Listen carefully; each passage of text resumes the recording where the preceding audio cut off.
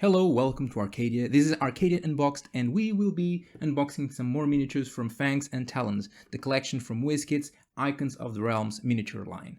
Last time we opened a Married, a Skeletal Alchemist, a Burlabang, and a Twigblight. I am excited to see what we're going to find out now. I was hoping to get some more high-level monsters to use in later parts of my campaigns, because the last box was really low level. Let us hope that I am a little bit more lucky this time. Let's start fetching the first miniature. And it's an empty box. Somehow it got dislodged. So the first miniature, now for reals, is this Gloomweaver. I'll be honest, I have no idea what a Gloomweaver is. I'm not sure if this is a new subclass or a new race that I'm not aware of. I never heard of it. But the cool thing about these miniatures, the NPC and PC miniatures, the humanoids really, is that you can use them however you'd like. I can use this as a humanoid PC. The thing is that I don't like this miniature particularly. If you look to the head, it looks fairly silly. Looked from the side, it almost looks like they have no nose. The clothes are all very monotone, and they have this little weird thing here on the butt that I'm not sure what it is. If it's a pouch, if it's a wig. Yeah, the only cool thing about this miniature, I think, is these little ghostly flames effect near the base. If I was not too afraid to ruin this miniature, I think I would actually just pluck these flames out and put these in another miniature where they would be much more appreciated, I think. Anyway, this was the first miniature. I was not aware that there were humanoid miniatures that seem like player character races or something of the sort in this collection. Second miniature, this is a large one. It is a Lizardfolk, I think? Yes, it is. Oops. Oh, I actually have seen one of these before, and yeah, this is really cool. It's fairly large, actually. If you compare it with the Gloomweaver, in height it's a good like 1 feet in proportion higher. It's cool that this Lizardfolk has this blue war paint on the head. There's a little mispainted mark here on the elbow. The texture is great. I mean, it always provokes mixed feelings in me when I see miniatures like this that have such great texture but no dry brushing. I mean, I can always dry brush it myself, but this is a painted miniature line, so I would be expecting to get some the miniatures already painted without any extra effort from me. Now, I know that the paint job in these miniatures is supposed to be very low level, very basic, very... you pay what you get for it. These miniatures are not terribly expensive. They're about $4 or $5 per miniature. At least for me in euros, it's about €4 for miniature. But still, this is such a great texture. These scales down the tail, and even here on the thighs and on the neck, it seems like a crime not to dry brush this a little bit, give it some more texture, more pop. And this is a Lizardfolk, a regular Lizardfolk. But I would use this rather as a different tribe of Lizardfolk, or as some kind of Lizardfolk chieftain or captain or shaman, or no, not shaman. This looks like more of the warrior type. But one cool thing that I like using monsters in different color schemes and different configurations, you could say, is using that to make different tribes or different factions. I'm now running a mega dungeon campaign called the Infinity Tower, and in the first floor of the Infinity Tower, which is a massive space, if you count the number of rooms in the first floor of the tower alone, it's about, I don't know, 80 maybe not so much, but certainly more than 50, and there are a lot of monsters there. What I did use was factions to give some more options for the players and some more role-playing opportunities. For example, there's a kobold tribe in there, and called the Red Bites, and there's another kobold tribe called the Black Spikes. Now the two of them are always disputing territory, and if the players get ally themselves with one of the tribes, they automatically make themselves enemies of the second tribe. Now they can try to unite the two tribes under one common flag. They can try to use their connections in one tribe to completely annihilate the other. That's up to them. But having two factions, it's a really cool touch to your mega dungeon or to your dungeon crawl campaigns, particularly when you use it in random encounter tables. Most of the tables usually say if you roll 1, you encounter 6 kobolds. If you roll a 2, you encounter 10 kobolds.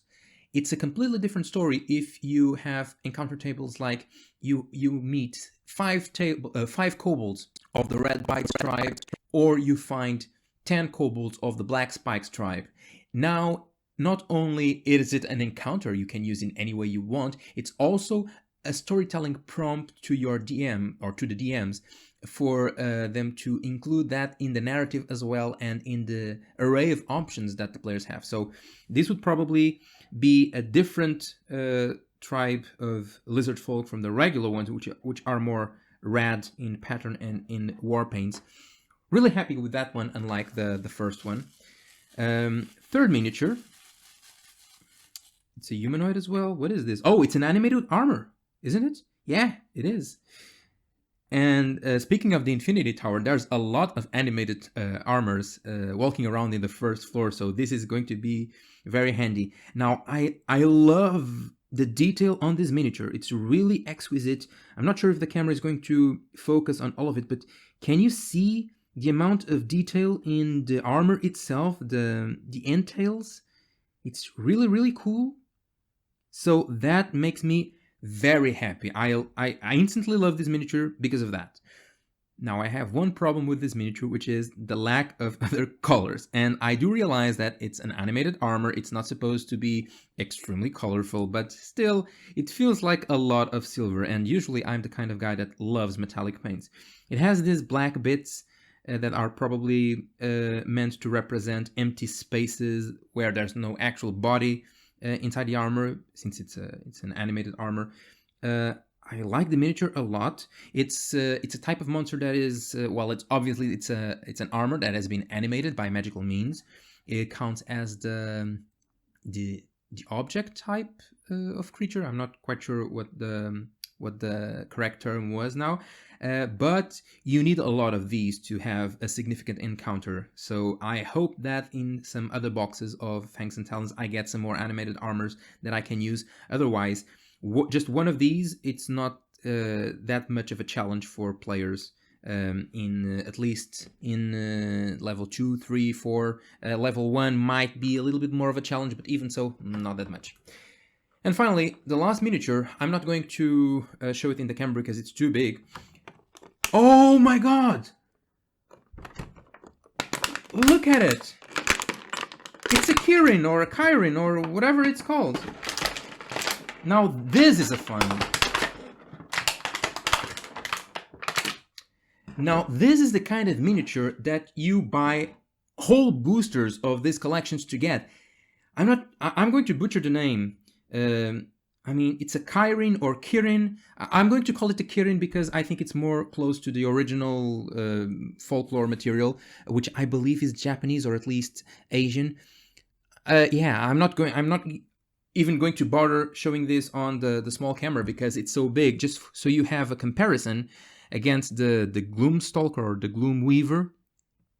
Look at the size comparison. This thing is huge and it's gorgeous. I mean, look at it. The pose is absolutely beautiful. I'm not sure if this is actually the pose that appears in, is it Mordenkainen's Tome of Foes or Volo's Guide to Monsters, where this monster originally appears. Yeah, this is... I have a problem slightly similar to the one that I have with the animated armor and to the Lizardfolk. It's, well, not the animated armor, but the Lizardfolk. It's definitely... it's very textured. It's actually weird because even though it looks like a horse, it has scales all over its body. So And if I'm correct, this is consistent with the original folklore of the Kirin. Um, but it would benefit greatly as well from some dry brushing as well. Also, I'd like the eyes to be painted as well, which they are not. They're just slightly shaded. Actually, you can see little. Oh, actually, you can see the eyes. It's those little stickers that they put on player character miniatures, but that only makes the eye look very small. I would prefer it to be a little larger, maybe with a little white sparkle. This miniature is just gorgeous. The flowing hair, the pose, just great in every aspect of the word. So ki-rins are very good creatures. They are like embodiments of good and light. They are attracted to good aligned deities, and they act as celestial guardians and basically pay service to those good aligned creatures. They often pick up wide areas to as their territories, and they defend it, and their presence alters the area so much that curses and diseases affecting good aligned creatures while they are in the Kirin's territory are completely suppressed, and they can purify water. They can. It's a very cool creature to use, not one that I would expect my players to fight a lot if they keep their alignment good, but that is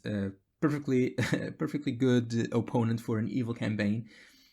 It's a really cool creature with a lot of lore. I would have to make an actual research on Kirin's if I wanted to summarize with some justice to it. The kind of abilities and stories that you can generate from it, but it's a very cool miniature. I'm not sure how rare it is within the Fangs and Talons collection, but normally what happens with these collections is that you will get out of these 46 miniatures, there are about in every collections about 12 of these large miniatures, and 8 of them are always the uncommon types. You get 1 in each box, but they are the most common. But there are normally 4 miniatures of bigger size that are considered rare or very rare, and those are the hardest to find. If you buy a booster brick of 8 boxes, you normally get 1, maybe 2 if you're lucky, of these rare large miniatures.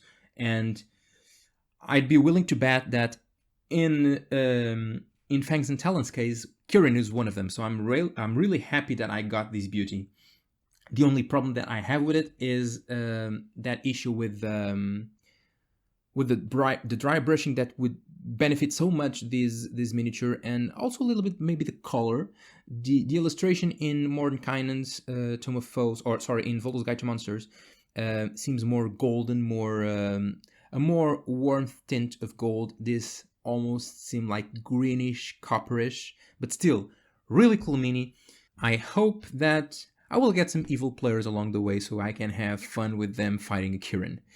That's it for the second box of Fangs and Talons. Thank you so much for watching this. If you want to watch more miniature unboxing videos, there's a whole playlist for you to see. And if you like what I do here and you feel like supporting me, please leave a like, subscribe, and share this video with your D&D friends. And also visit me on my social media pages at The First Arcadian in Instagram and TikTok, and at TFirstArcadian in Twitter.